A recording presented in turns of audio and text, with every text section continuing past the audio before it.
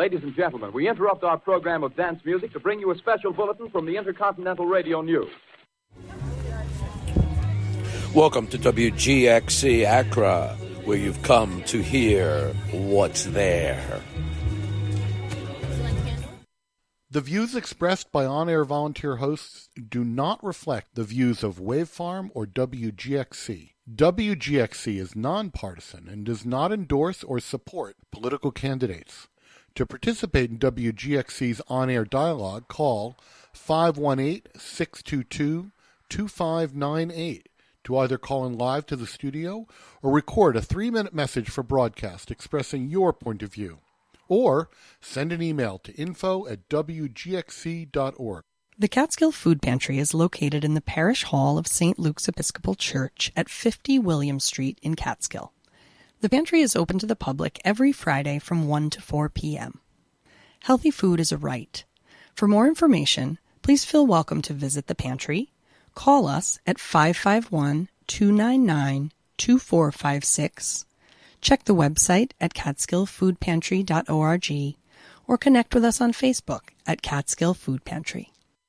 Wavefarm's WGXC is made possible in part by the generous support of Susanna Bradley of Tivoli, New York. WGXC supporters care deeply about creative community radio.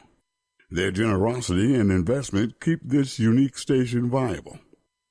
You, too, can become a monthly supporter by going to wgxc.org/donate and establishing a donation at the amount of your choosing.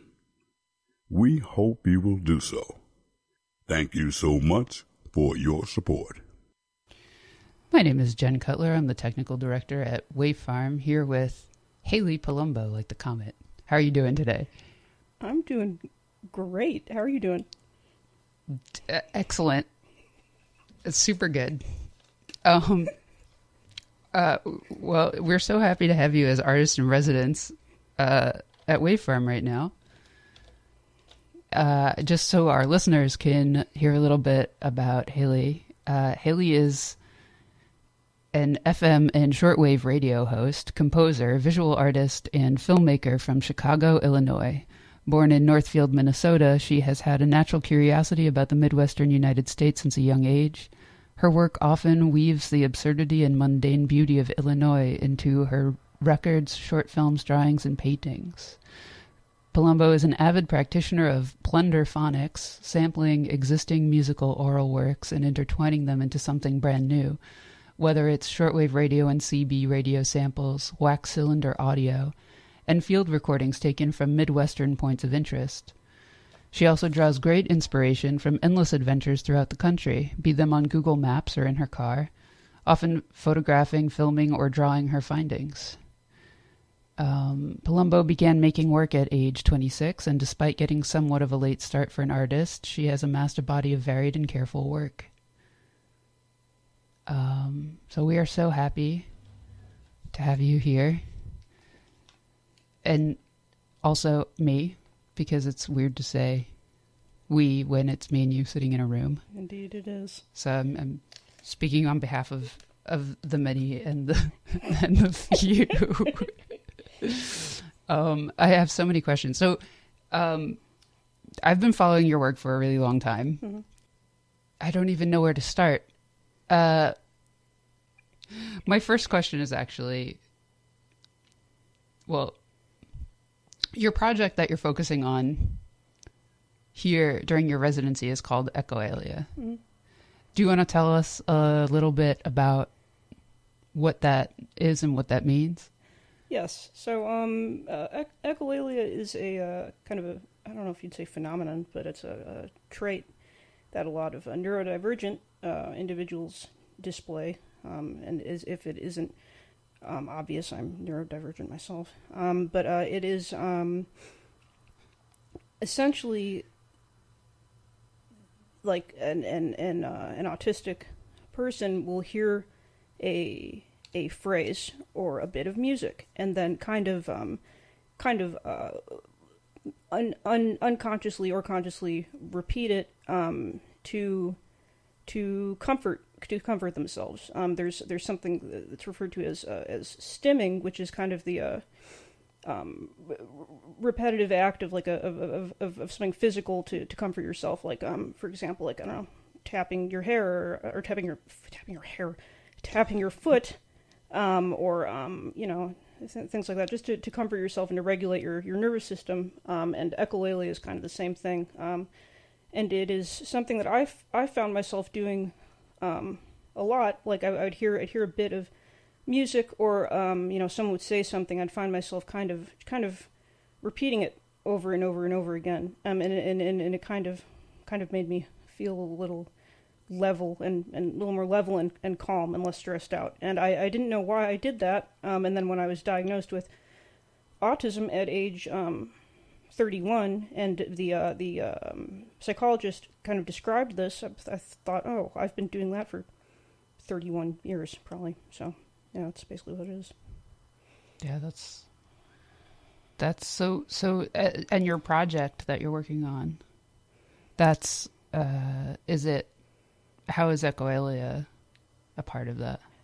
So I basically reached out to a bunch of friends and acquaintances to record a line that I have written, or like a phrase that I've written, and in my piece I loop it over and over and over again until it kind of falls off into nothing or degrades. And then also I have been kind of playing little melodies on various instruments and, you know, synthesizers and what have you, and looping those over and over and over again until they kind of degrade. So basically, it's a piece that features a lot of repetition, and I think the connection to what I'm describing with echolalia and the repetition is pretty obvious.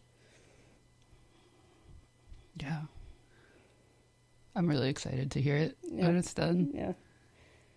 Okay. What, in your opinion, is the relationship between radio and autism? I mean, I think it's not like. Wait, give me a second. Yeah, take your time.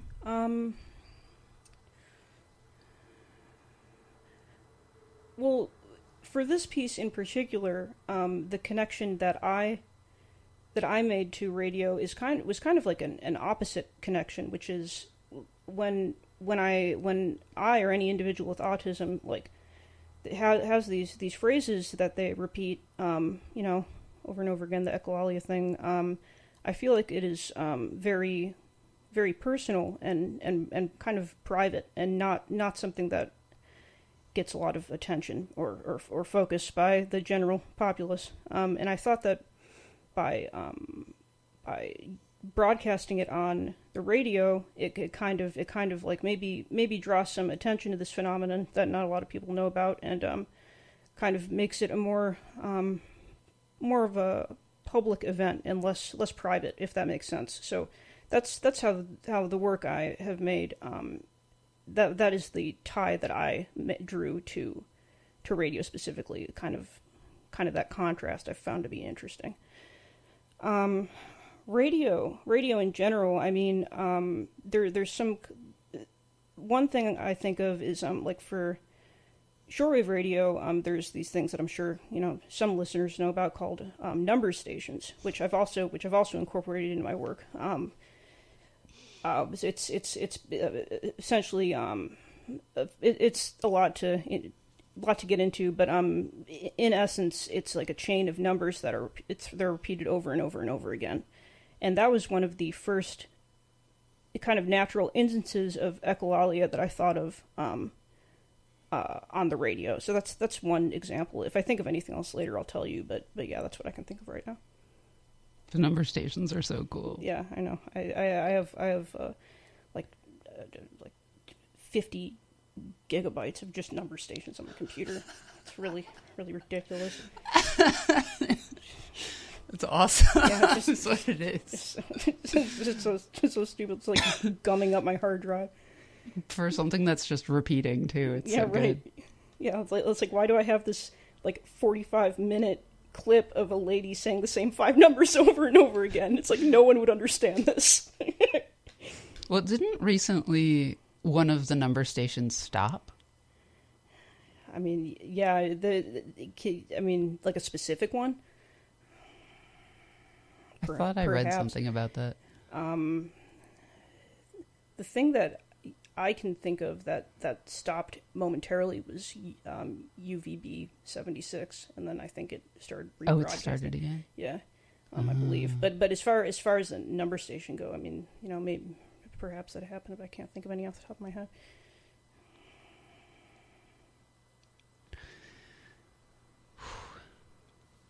Super cool. It's good stuff. So speaking of number stations, which I believe is you know, left over really basically from the Cold War. Tell me about your fascination with Duga 3. I just like I like the this is the weird. I'm about to say the weirdest thing, but go for it. I was reading about in nature. There's this whale that's swimming around the ocean, and I guess its mating call is like a few octaves below or above rather the standard mating call, so like other whales cannot hear it, and so she's just like destined to kind of wander the ocean, you know, with this mating call, and like no one can understand it, so she'll just be kind of alone. And I kind of saw I think like Duga 3 is kind of a similar thing where it's kind of like little bit lonely, if that makes sense at all. If that makes sense to anyone listening, probably not. I'm probably just speaking nonsense right now, but like it's a very, very, very lonely structure, and in, you know, when it was most like active, it was kind of like broadcasting to like a totally like, you know, kind of empty, deserted terrain, and I kind of like make the connection between the whale I just described and this and the structure, if that makes sense. This makes absolute sense. For our listeners, Duga 3 is it's an antenna array. It's basically the Soviet version of HARP. It's a over-the-horizon radar, so it was there to try to see if anyone was, you know, coming up. Try to stop air attacks, and yeah, it was powered by the Chernobyl power plant. So there's an extra layer of loneliness there. But yeah, that resonates with me so much. There's like a loneliness to these stations, and it is even more kind of sad because they are constantly like kind of calling out and reaching out. And I wonder if there's a relationship between that and autism as well. Yeah, I certainly see that connection. As an autistic individual, I very, very, very, very often feel like this, you know, lonely whale with a mating call that is too high or too low for other people to hear, and I'm just like kind of aimlessly, you know, metaphorically swimming around trying to communicate with other people, and they're just like, "What are you talking about?" But then you find somebody who you can communicate with, and it's like one of the best feelings in the world. But it is very, very, very rare, for me at least. Yeah, I can relate. Mm-hmm. You know, but I feel like there's you know, I feel like radio kind of attracts neurodivergent folks in a lot of ways. Mm-hmm. I feel like it might be the case that a lot of people have come to that conclusion who are in a similar boat. Mm-hmm. Like if you ever read the EME forums, Mm-hmm. the Earth Moon Bounce communication forums. I don't. And people are like, they're like, what kind of coax do you use to get 1 dB back from blah, blah, blah, blah, blah, blah, blah, blah, blah. And all these people are just trying to bounce signals off the moon to each other. That's really amazing, actually. It's, I guess it takes a certain kind of brain to fight with such a low power signal. Yeah. I think. No, I understand and agree. Yeah. Wow. Okay. So we just went straight to the meat of that. Tell me about exploring abandoned places. What about that is? Man, I'm just I'm going to go right into an incident that I had a couple of days ago, which is I was driving to I googled like what is the highest point of the Catskills, because I wanted to get like a really good view. I wanted to get like right on the top of a mountain, and I drove past this just insane looking structure. Like it was, I guess, maybe a resort, and it was like kind of built like a castle kind of, and it was totally abandoned. And so I'm like, all right, well, I got to see that. And so I like, pulled off the road, and I drove up to it, and I'm like, wow, this looks crazy. But I saw something really crazy, which was I pulled up to a set of doors that were open, and like I'm like, what is that? And it was just a massive, like, car-sized sculpture of a duck, just like sitting in the doorway. I'm like, what the heck? And then I got up and looked at it, and I'm like what is the origin point of this duck? Like, why is this duck living in this building? And so I walked up and I looked through the doors, and it was just like this terrible, decrepit, like awful, abandoned, like there's like spray paint all over the walls and like garbage everywhere. I'm like, what is this duck doing here? And then I briefly thought, like, I'd like to, liberate this duck from this den of trash, but I'm like, it's too heavy, I'll just leave it where it is. So I feel very bad for the duck sculpture, but yes, I did see that yesterday, on the subject of abandoned places. It was very cool. I enjoyed it very much. That was really a kind of a crazy anecdote. I feel like I could really see you driving back in that tiny little car with the giant duck on top. I wish. Just like ratchet strap it down. Yeah, I know that duck is going to keep me awake at night. Like in sometime in like 5 years, I'm going to be laying in bed like thinking about this duck. Like, what is it doing now? Where is it? Is it okay? Like, aww. Yeah, poor duck. But yeah. I don't know. Abandoned places they're very appealing to me, especially if they're kind of on the older side, because they're essentially, building sized like time capsules in a lot of ways. Like especially if the more untouched ones. And I just think that's kind of the closest.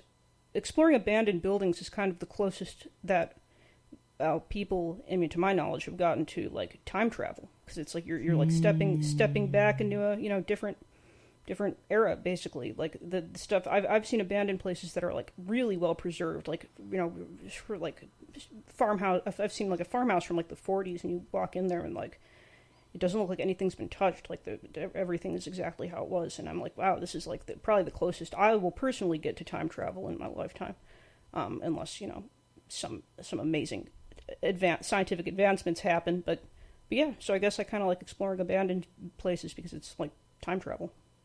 Wow. I haven't heard anybody describe it quite that way. Yeah. That's really interesting. Yeah.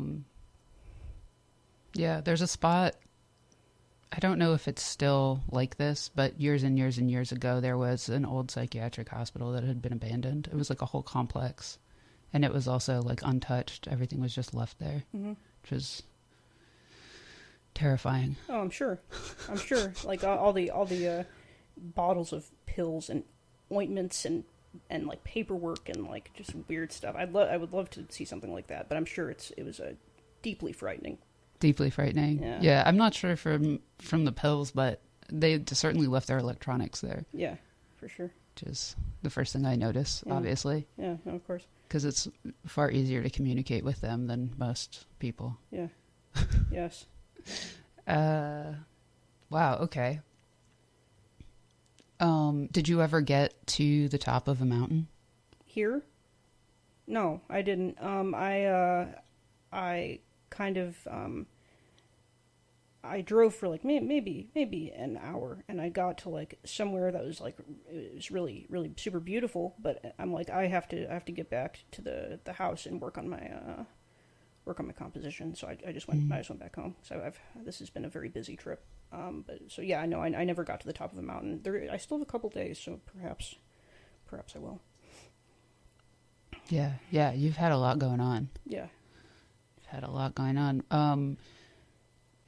Do you have any recordings that you would want to play to demo some of the stuff that you've been working on, or some stuff that you've been previously working on? Or Sure, yeah. There is some stuff I could play. I'll play something shorter because for some reason I don't know. This is a complete 180 because when I started a few years ago, most of my tracks were under 2 minutes long, and now I've just been composing stuff that's like over 10 minutes. I don't know why. So I certainly.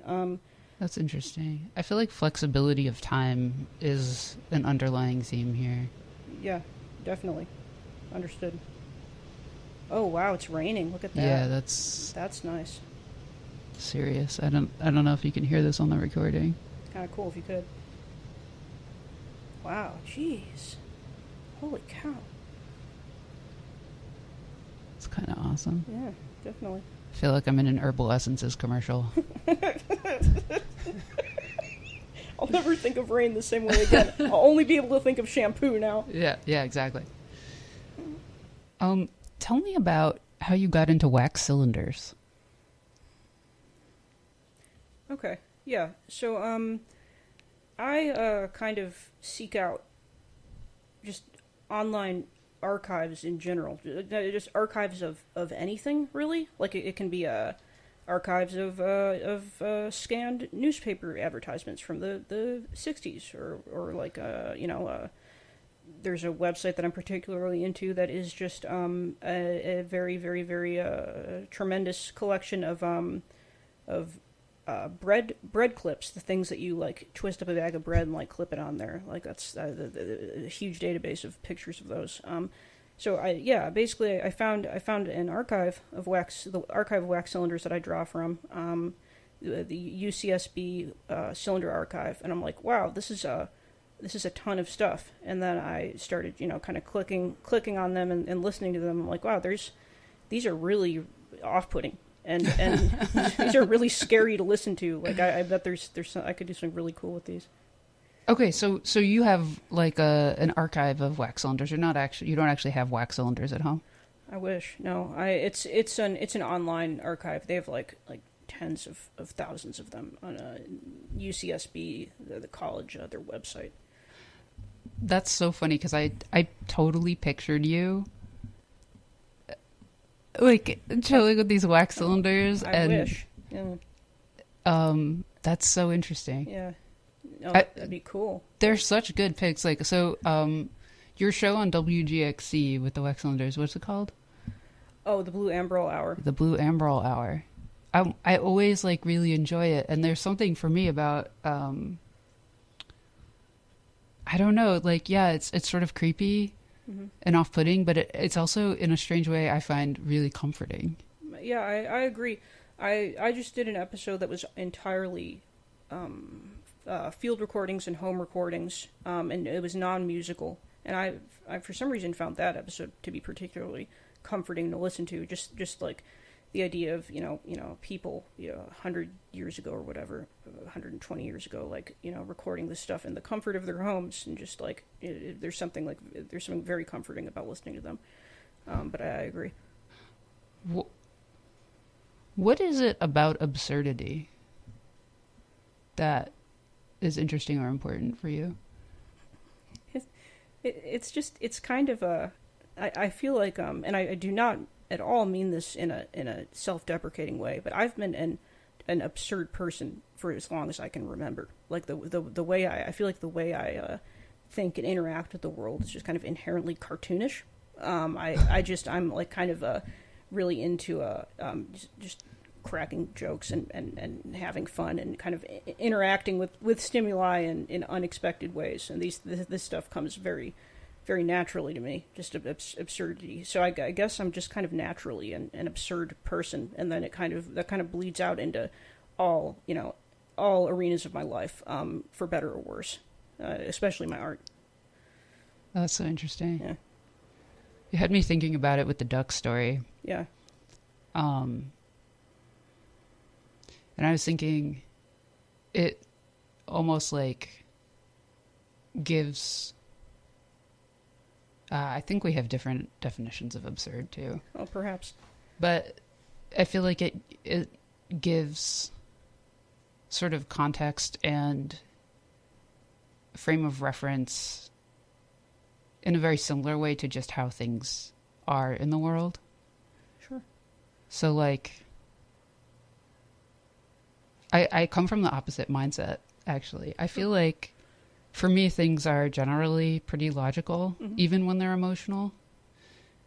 And most things around me really just make no sense to me. Sure. But seeing a duck in an abandoned castle off of 32, I know exactly where you're talking about, is just as absurd as trying to have a conversation with a librarian.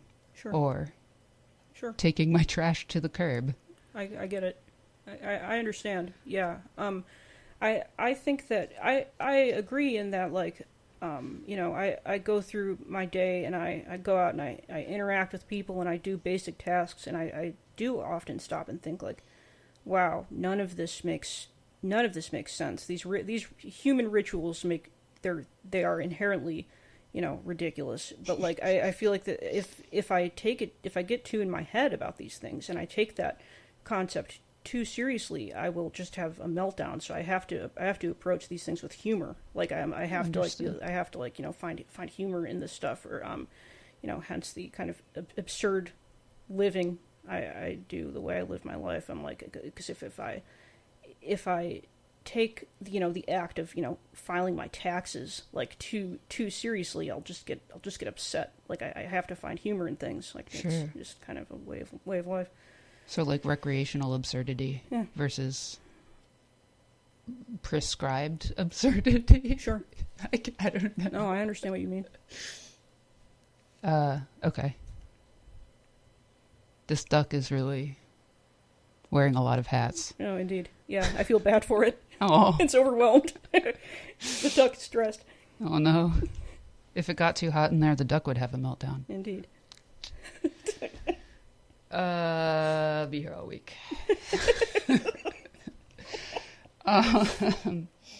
Okay, so wait, I know I've been derailed several times.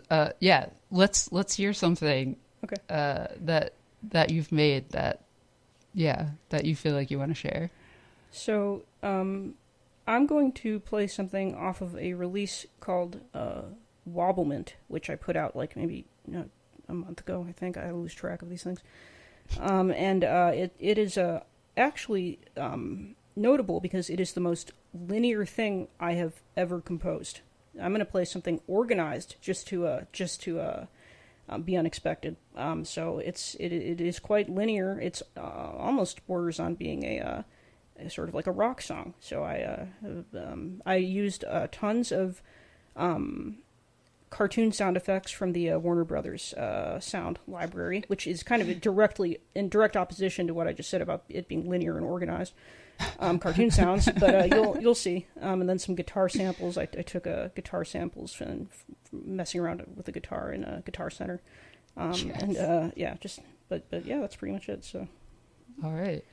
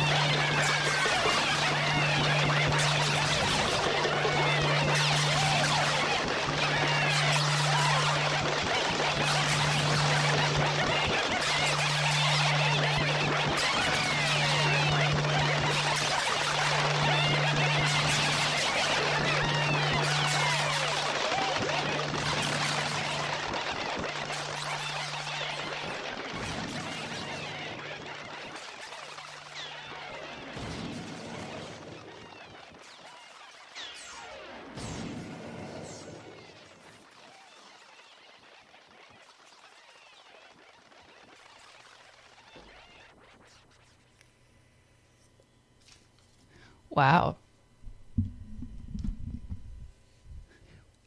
I have so many questions. Let's hear them. Tell me about the juxtaposition between these cartoon sound effects and this like drone. Tell me about the rhythms. Tell me like how did this come about? Well, I think drones are, I think, usually, and I don't mean to typecast drones, but they're generally kind of creepy and off-putting, and I just thought it would be funny to have an underlying kind of creepy, unsettling drone with all these goofy cartoon sound effects on top of it. Totally. Yeah, that's honestly the depth of my thinking in that regard. I just liked the juxtaposition between creepy and kind of cartoonish and funny. I think that's a reoccurring theme in a lot of my work. Is some of it's funny and some of it's creepy and weird. So it's pretty much it. Yeah, it's very relatable for me. Yeah, absolutely. Also, in that people never know when one is joking. No. Truly. Yeah. Yeah, people don't know, like, when I'm joking, a lot of the time they like, I'll say something that will absolutely be a joke, and they'll just think I'm insane. I'll be like, no, that was a joke. Like, I don't really mean what I just said. And they're like, oh, okay. Like, or I say something serious. Oh, yeah. And they think it's a joke. Which is even worse, in my opinion. Yeah. I'm like, no, I'm trying to, communicate a serious thought to you, and it's not funny. But they're like, yeah, I'm like, oh. I'm referring to a great number of statistics. That I can't describe in any way. Yeah. But,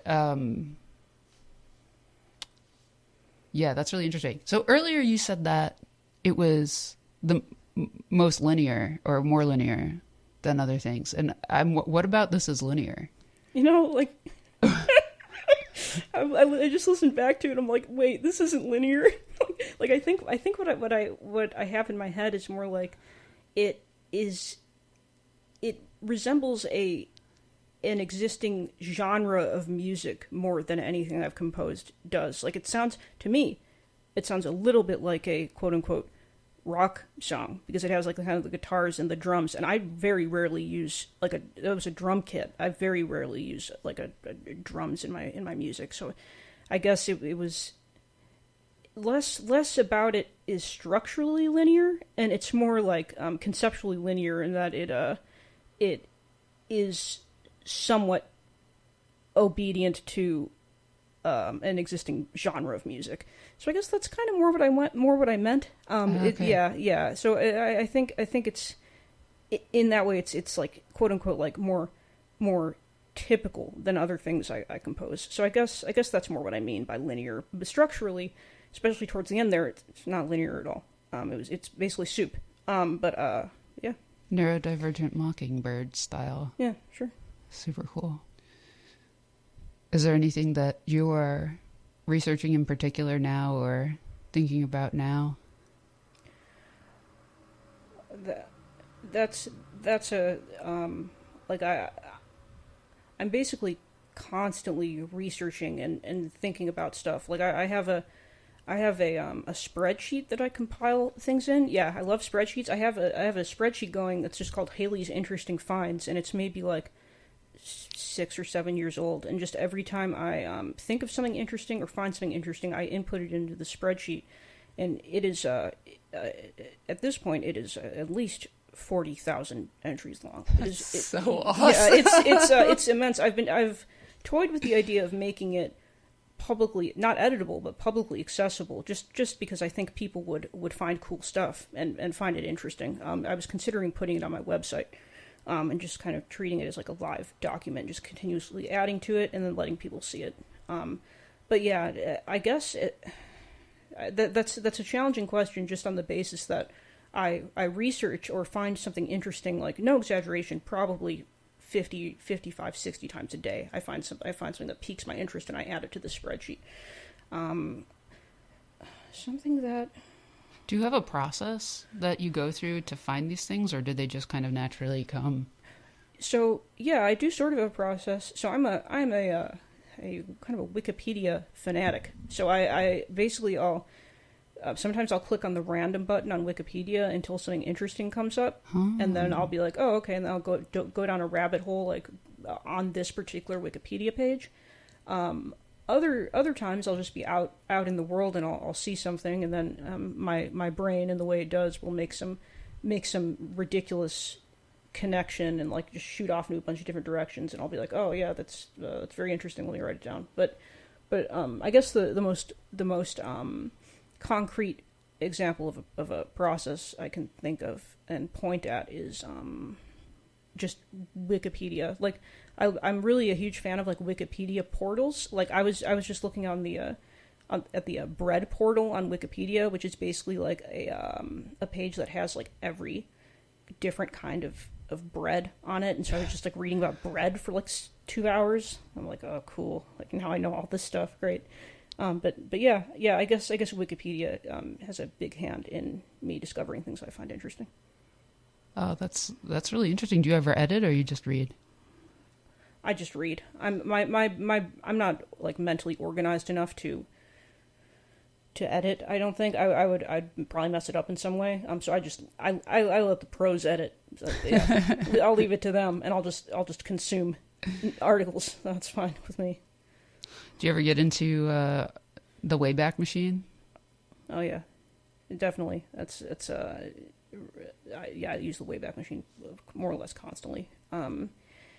I love looking at something I downloaded recently was like an archive of like probably not every, but like many GeoCities websites. Yes. So I've been like digging around on that and just finding like it's funny because a lot of it is just like people's like moms like talking about their dogs and their kids. They're like, this is Sharon's webpage. I love my dog. I love my kids. Here are some links I find interesting, and it's like that, just like ad infinitum. But which is great. I love stuff like that. But yeah, that's in short. Yeah, I use the Wayback Machine, and I love like all these GeoCities sites, and yeah, I feel like the internet used to be a much different place. It was more significantly more positive and earnest, and less of like a dismal echo chamber than it is now with social media and what have you. But yeah, I love the Wayback Machine. I love the old internet. Old internet, I miss it. Yeah, for sure. AHREF Yeah. equals. How much of your inspiration do you think is comprised of things that were made to be art versus things that were incidentally art? That's a really awesome question. This is really odd, but I find myself like I obviously listen to tons of music, but I don't feel like my music has a lot of like there's not a lot of acts that like were a direct influence on what I create or what I draw or what have you. I feel like I'm honestly more inspired by Wikipedia and by like just like the dictionary and encyclopedias and like random articles and scans of blueprints and diagrams and what have you. Like I'm more inspired by that stuff that I guess is what you'd refer to as being incidentally art, like a really beautiful blueprint or whatever. So I'm certainly more inspired by things that are not concrete examples of art or whatever. Like I would rather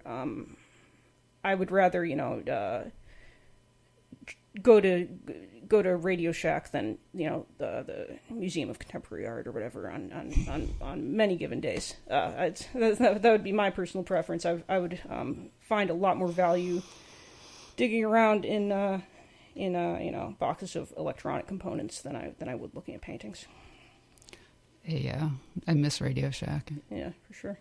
Hated it when it was there, miss it when it's gone. Yeah, you don't know what you got till it's gone. Exactly. Yeah, it's interesting because I feel really similarly. Mm-hmm. It's an unpopular opinion, I think. Yeah. In your bio, it talked about how you feel like you came to making art at a later age. Mm-hmm. Tell me about how you got into making art, and what factors influenced you in that time of your life?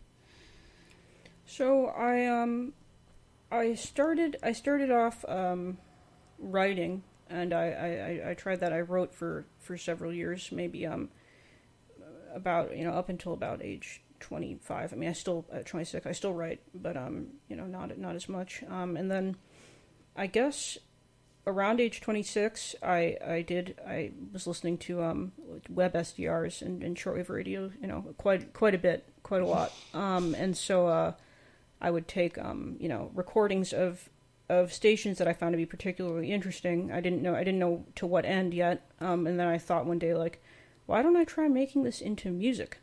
And so I downloaded, or maybe I already had GarageBand on my computer, and I was like, yeah, let's try that. And so I dragged a bunch of clips into GarageBand, I manipulated them, and then I'm like, yeah, for some reason I'm going to make an album. And then I did, and then I sent it to my friend, and my friend was like, oh wow, this is actually very, very, very good. And then he released it, and then that's pretty much it. So I guess it was just, as many things in my life are, it was just a random impulse that I followed. And I'm like, okay, yeah, I'll try making music. Why not? What am I going to do with these recordings? Yeah.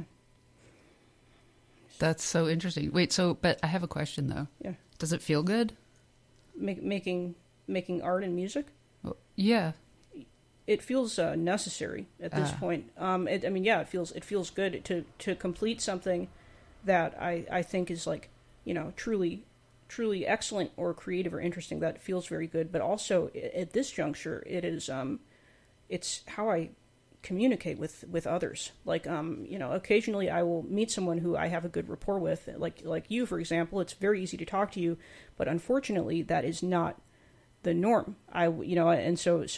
However, I can compose pieces and music and drawings and what have you, and show these to people, and they're like, oh, I have a little bit more insight into how your brain works and how you function based on these compositions. So yeah, I guess at this juncture, making music and art is just how I communicate best, if that makes sense. Hit the nail on the head. Yeah.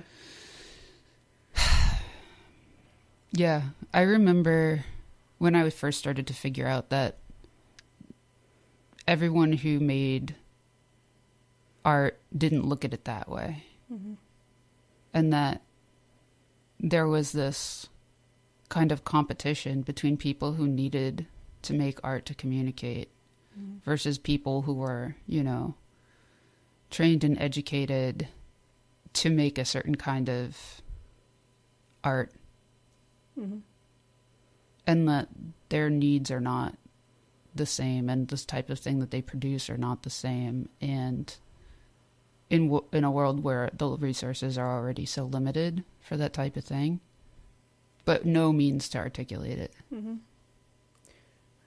Right. I think that there is a variety of artists where what they make is less about articulating themselves, communicating and connecting, and more of a social currency, which is it's that's certainly not how I operate. And also I feel like maybe a formal education in the arts kind of lends itself more to that attitude of creating art as a form of kind of social currency, as opposed to someone who's uneducated, who just does it because it's what they know and how they know how to communicate, and because it's necessary for them. Yep. Yeah. It's more of a language than a learned trade, if that makes sense. Which I feel like maybe outsider artists. It's kind of. I am pretty interested in outsider art because to me it's quite clear that many outsider artists are not making art to get ahead or establish themselves in any kind of quote unquote scene, but they're doing it because that's just all they know. Yeah. And I personally find that generally significantly more interesting. Yeah. Yeah. I don't know if I agree with what I'm about to say, but it's a thought that I'm having. But there's an amount of desperation, I feel like, that's inherent in that too. Sure. In what way?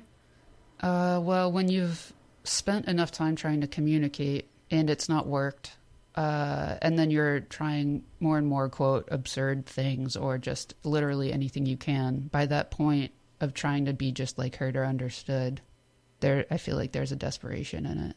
That I agree with, because it's like making art and music is probably definitely the most radical method of communication one can pursue. It's like, it's very strange. Like, oh, okay, having a conversation with a normal person isn't working, so I'm going to paint something instead and communicate that way. It is very radical, and I feel like with many radical acts, there's kind of a sense of desperation weaved into them. It's something very, very passionate and raw and desperate.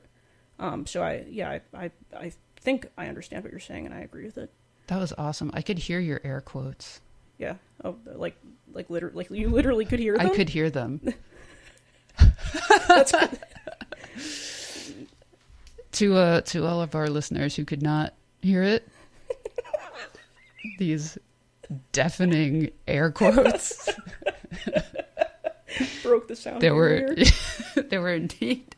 Ow. Yeah. Lights off, air quotes. That's amazing. I really appreciate you talking about this stuff with me, because it's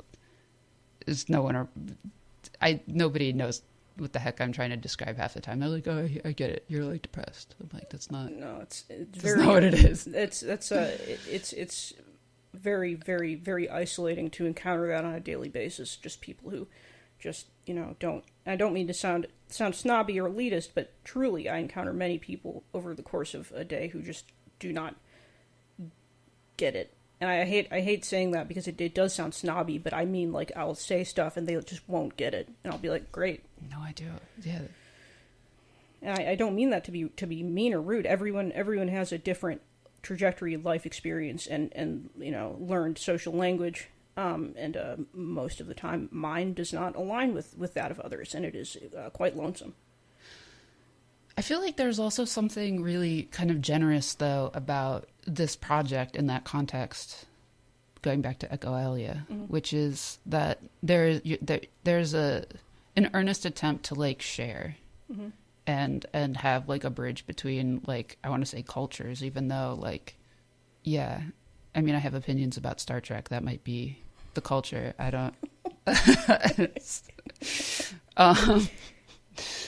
or I guess communication styles. Like, I hate it when people call it communication styles. They're like, people have preferred communication styles. I'm like, that is not the case. Mm-hmm. It is the ability to understand and be understood or not. This isn't a preference. This is the ability to exist. That's a good point. I agree with that. Like, I'm the way I communicate, it's not a style. It's not like I'm putting on a cool hat and going outside. It's like this is just how I am. So I do understand that.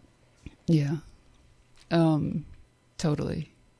I totally forgot where I was going with this, but I'm so glad we agree. Yeah. Oh, no, I remember now. But there is still an attempt, like you were saying, with the radio and this, radio art piece that you're making, geared towards, trying to bridge some understanding to a wider audience of people who are just not generally familiar with, most of the goings on of autism. Mm-hmm. And I have to say, continuing to reach out and try to bridge that gap after so many failed experiences of trying to communicate and be understood is brave, beyond brave. It's a big deal. Yeah, I mean, like, I know this may be a little bit too real for FM radio, but I am quite lonely, and I feel like most people on the autism spectrum can certainly relate to that. And I feel like this is kind of this composition is kind of like a flare gun. Like, it's like look at this, listen to it, and maybe kind of understand me and maybe a lot of others just a bit better. Like, if that may make no sense, but It does. Yeah. It does to me. And Too Real for FM is what we do here. Good. Yeah. Lots of flare guns going up. Mm-hmm. I think my friend Joe said it best. Magneto was right. It's What was Magneto right about? whether or not the humans could ever live alongside mutants peacefully. Discuss. It makes me incredibly sad. Oh. but you know, in some ways it's positive because you find other mutants, and again, it is rare, but sometimes you find them, and it's very exciting, and you know, making those connections. I feel like the connections that people who are quote unquote mutants make, like, I feel like those may be inherently deeper than the connections that, you know, neurotypical people make. I mean, not that again, it sounds kind of snobby, but it's I don't mean it that way. I just mean because when you are searching your whole life for people who, you know, are on your wavelength, when you finally do find a person who's on your wavelength, it is quite an event, as opposed to, you know, being able to go to the grocery store and saying, like, oh, I like your shoes, you know, or whatever, like, do you want to come to a party at my place? And then, like, then you're just, like, casual football friends for the rest of your life. Like, when you find another mutant with your a similar mindset to you, it's a big deal. So I guess on one hand, it is quite sad that I do not feel like I will ever integrate into a neurotypical society, but also there are people out there, I just need to find them, who get it, and I feel like the relationships you have with these people who get it are they are generally deeper than, you know, the aforementioned football friends that I described. Yeah, I feel like also just like the overstimulation of those spaces too can make it tricky. Mm-hmm. But I started compiling a list of places to seek out where I thought I might find more neurodivergent folks. It is short, much shorter than your interesting sites list or interesting things list. And I guess there are also like different flavors, but Dungeons and Dragons pickup games, mm-hmm. experimental music, anything. Mm-hmm. That's probably about it. I don't remember off the top of my head. That's about as far as I got. To add to that list, and I'm not sure if this counts, but the internet. I mean, you know, it's obviously not the same as connecting with a person in, you know, I hate to use this word, but meat space. Like connecting to another person, you know, like in human land as opposed to internet land. But like, we're talking about meat space? Yeah. Oh. Yeah. Delicious. Yeah. Delicious meat. But, like, you know, being able to find like a group, like a, you know, online interest group, like, you know, vacuum cleaner enthusiasts or whatever, and then you can kind of, you know, connect with fellow unusual people with hyper-specific interests that way. But that, I'm not sure if that counts as like a place that you can go to make friends or to get to know people.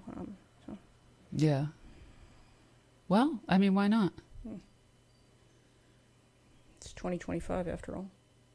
I just have to say, I'm like, what a big deal that is. That's really impressive to me. Like, you're doing it, you're reaching out. Mm-hmm. Are there any words that you would want to be heard by other neurodivergent folks listening out there? You think and operate in a way that is vastly different from most of humanity. And that is not something that you should keep to yourself. It is something that you should share. You should try to make art or music or write or like do anything to express your point of view and your frame of mind, because it's inherently valuable because it is different, and you are valuable because you are different. Thanks so much. Indeed. Thank you for the interview.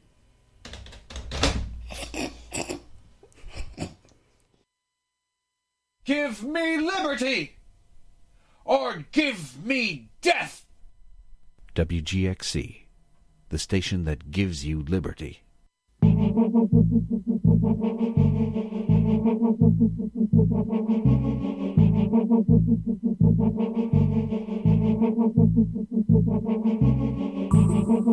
Delirious undulating quarter.